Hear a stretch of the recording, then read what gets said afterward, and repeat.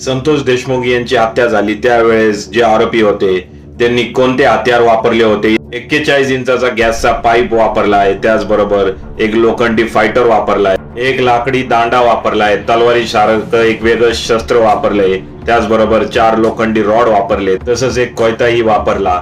एवढे सगळे हत्यार त्यांनी वापरली. कोर्टामध्ये पोलिसांनी याचिका जी दिली त्यामध्ये हे सगळं नमूद केलं आहे.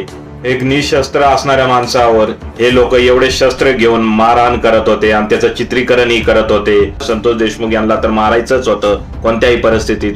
त्याचबरोबर चित्रीकरण करून भविष्यामध्ये इतरांना दाखवायचं होतं की आमच्या सोबत तुम्ही आडवे आलेत तर तुम्हाला आम्ही असंच अवस्था करू, आणि एक दहशत या परिसरामध्ये अजून त्यांना वाढवायची होती. यांच्यासोबत व्हिडिओ कॉलवर वाल्मिक कराडच होते आणि त्यांच्यावर 302 अजूनही पोलिसांनी नोंदवला नाही. 302 अंतर्गत त्यांच्यावर गुन्हे नोंदवा आणि सर्व आरोपींना फाशीची शिक्षा झाली पाहिजे. माणसं नाही, ही जनावरं आहेत, ही हैवान आहेत, यांना फाशीच झाली पाहिजे. आपण विचार करू शकतो संतोष देशमुख याच्या ऐवजी स्वतःला त्या परिस्थितीमध्ये, तर एक विचार करा की आपल्याला एक गोल रिंगण करून 7 ते 8 जण मारत आहेत एवढे शस्त्र घेऊन. आपण निशस्त्र आहोत, आपण काहीच करू शकत नाहीत. आपल्या शरीराला किती वेदना होत आहेत, आपला आत्मा किती तडफडतोय, आणि जे आपल्याला मारत आहेत ते या सगळ्याचा आनंद घेत आहेत. ते चित्रीकरण करून कुणाला तरी दाखवत आहेत, तोही तिकडं मोबाईलवरनं हे बघून सगळं आनंदी होत आहे, आणि आपण आपल्या जीवाशी आपण तळमळीने एक भीक मागत आहे मदतीची, आणि कुणी मदतही करत नाही.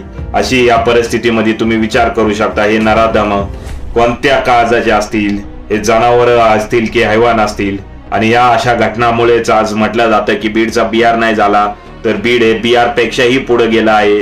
आणि उद्या बिहारमध्ये काही अशा छोट्या मोठ्या घटना घडल्या तर ते म्हणतील की बिहारचं बीड झालं आहे.